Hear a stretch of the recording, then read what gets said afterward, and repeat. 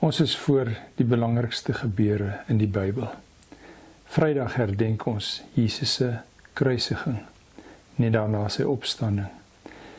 Daar het 'n paar dae vooraf gegaan voor sy kruisiging, en daarom word vandag die laaste Sondag voor die kruisiging Palmsondag genoem. Die dag waarop hy in Jerusalem in is op 'n donkie en mense voor hom palmtakke gegooi het.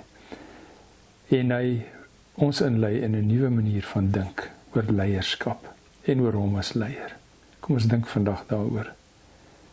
Here, hierdie is heilige, kosbare oomblikke, as ons u koms herdenk, en dit wat u kom veroorsaak, en dit wat u kom doen het.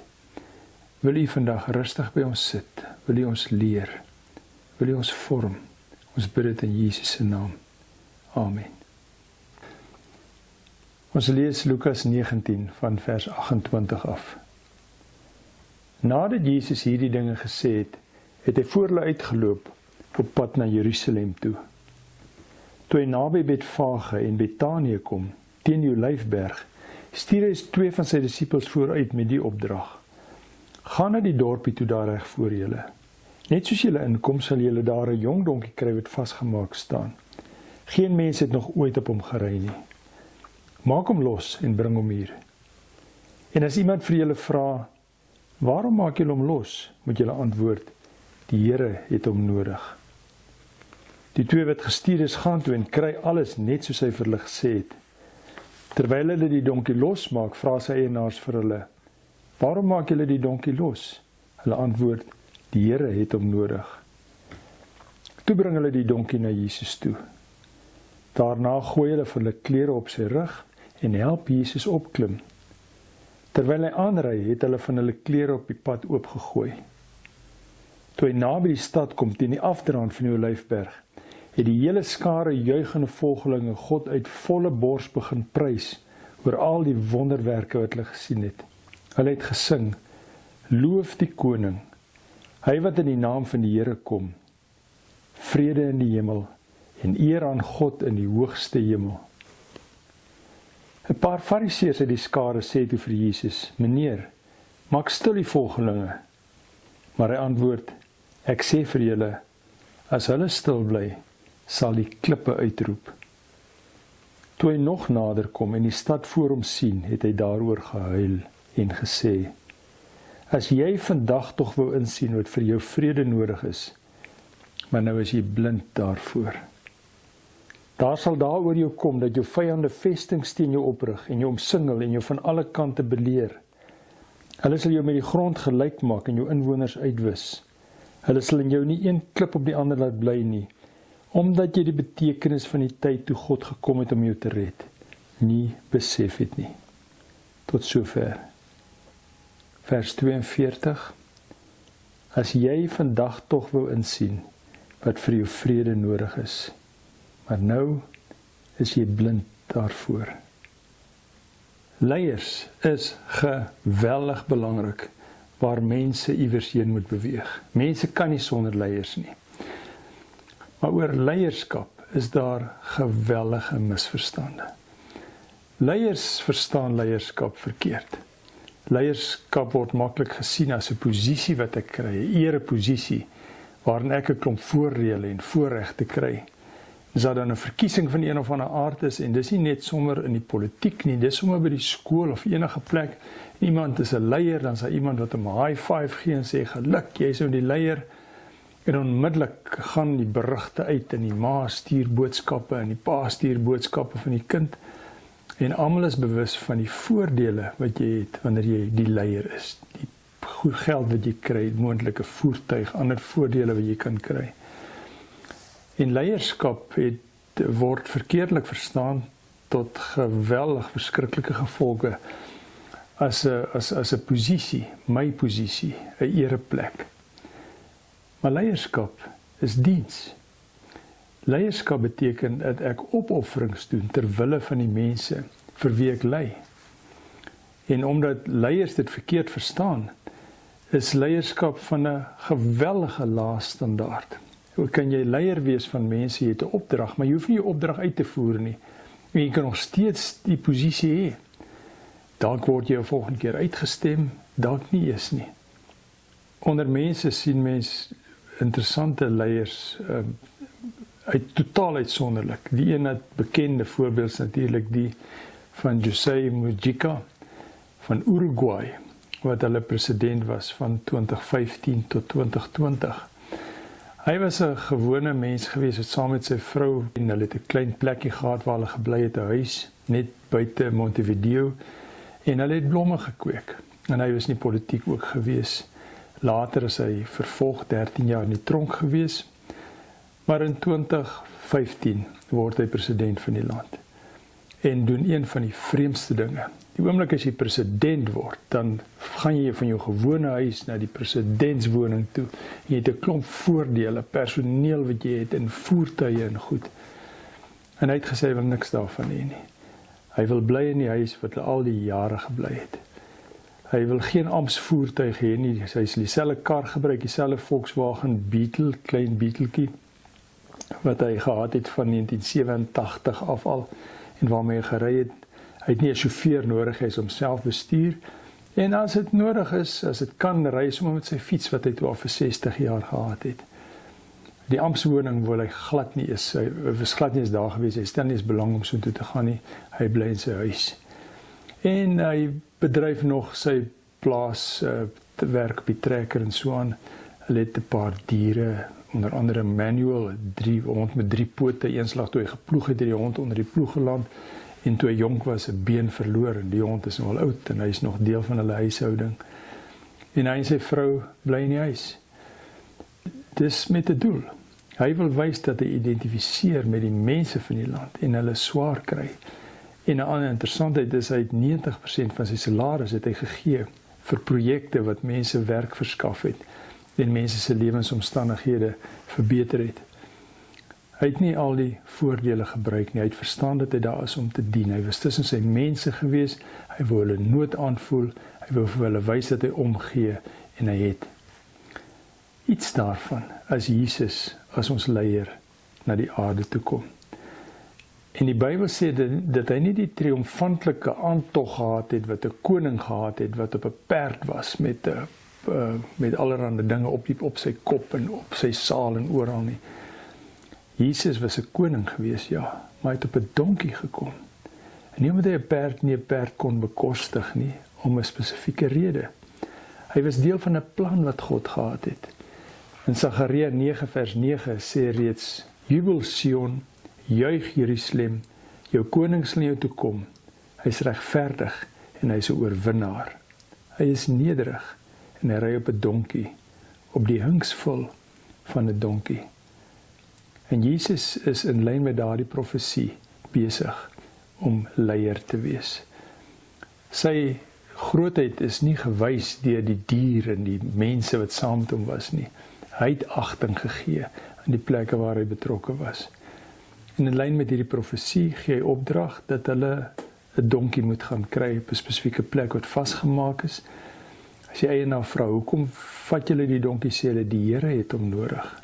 Bedoelende, hy is die baas, hy is die een wat sê wat moet gebeur, en wanneer hy sê, dan doen mense dit. Mense volg hom omdat hulle wil, en nie omdat hulle moet nie. En dan iets baie interessants met die donkie waarop hy klim. Dit het my nog nooit opgeval nie, tot ek nou bly op 'n plek waar ek letterlik elke dag donkies sien, en mense wat op donkies ry. En dis baie waar, 'n donkie is nie 'n waardige dier nie. 'n Donkie is maar net 'n donkie. En interessant, om op 'n donkie te klim, is nie baie moeilik nie, 'n donkie is ook maar klein. Soos veelzeggend het hierdie gedeelte sê, dat hulle het klere op die donkie gegooi, en dan het hulle Jesus gehelp om op te klim. Asof Jesus nie self op 'n donkie kon klim nie. Ek was verstom geweest oor wat Jesus in staat was om te doen, toe ek in Israel was eenslag, en die geweldige afstande gesien, wat hy moes loop. So vir hom om op 'n donkie te klim is niks gewees nie. Maar hy kies om mense te betrek in sy koningskap. Mense is daar.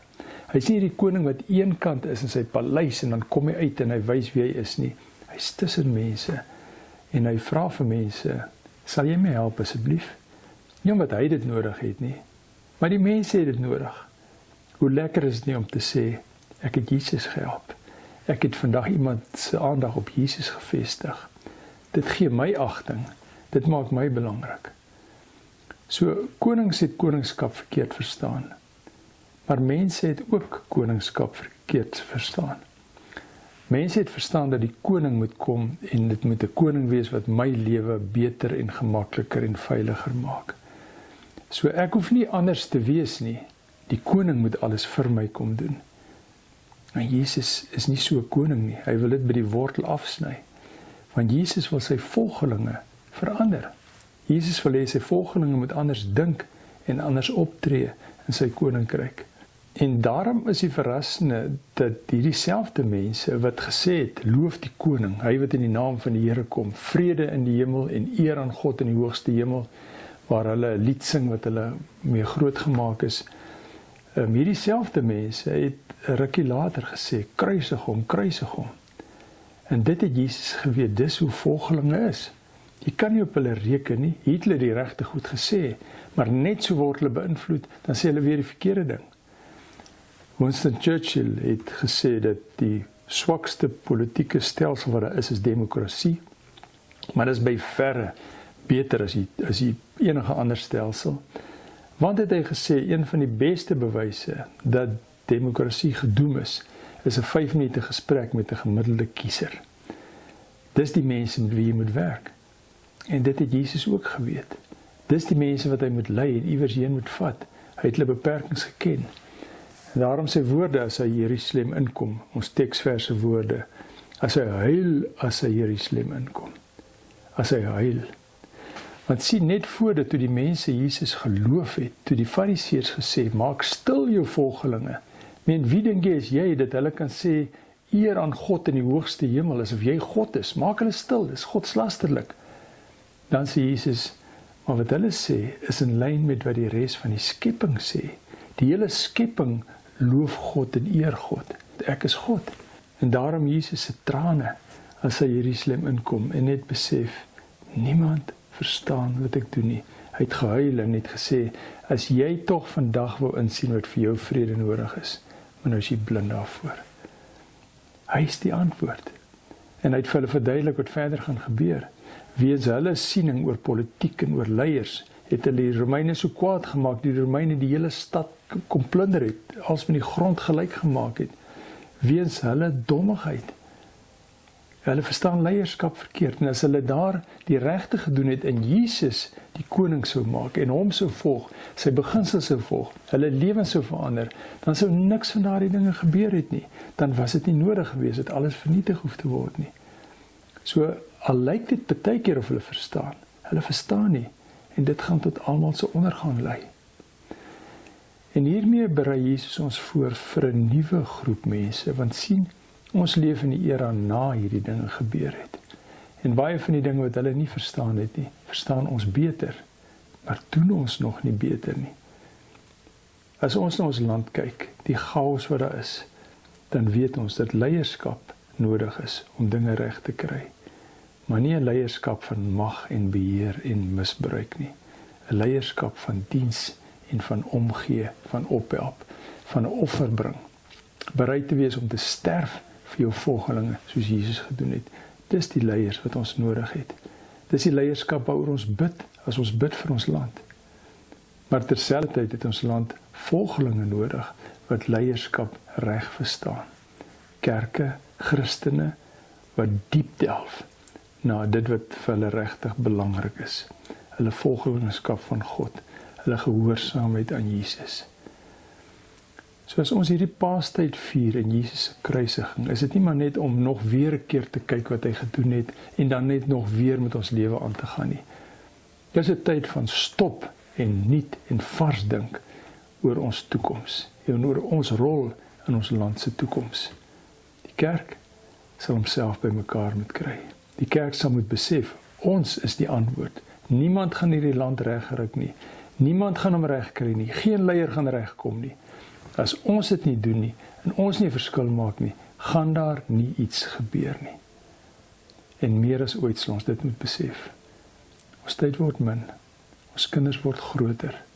Is ons seker dat ons nader aan mekaar beweeg. dat ons meer met die regte dinge besig is. Mag in hierdie tyd die kerk meer as ooit besef dat ons moet kerk wees, dat ons volgelinge van Jesus moet wees, dat hy ons leier en ons koning is, dat ons die moed moet hê om te doen wat hy van ons verwag en dit getuig en sê dat ons in hom glo en doen wat ons doen, omdat hy ons lei. Mag die Here vir ons help en wysheid gee. Here, dankie. Dankie dat u 'n onbeskryflike leier is, wat ten spyte van die huil oor ons, nie van die donkie afklim en maar net wegloop nie, maar dat u deur alles gegaan het, deur al die pyn, al die vernedering en verwerping, om ons te help, om kerk te wees, om op te staan, met selfvertroue vorentoe beweeg, voluit te volg die voetspoor van ons Here. Dankie dat u leef, en dankie vir hierdie tyd in ons kerklike jaar. Wil u hierdie week op 'n besondere manier vir ons aanraak, soos net u kan. Ons bid dit in Jesus se naam. Amen.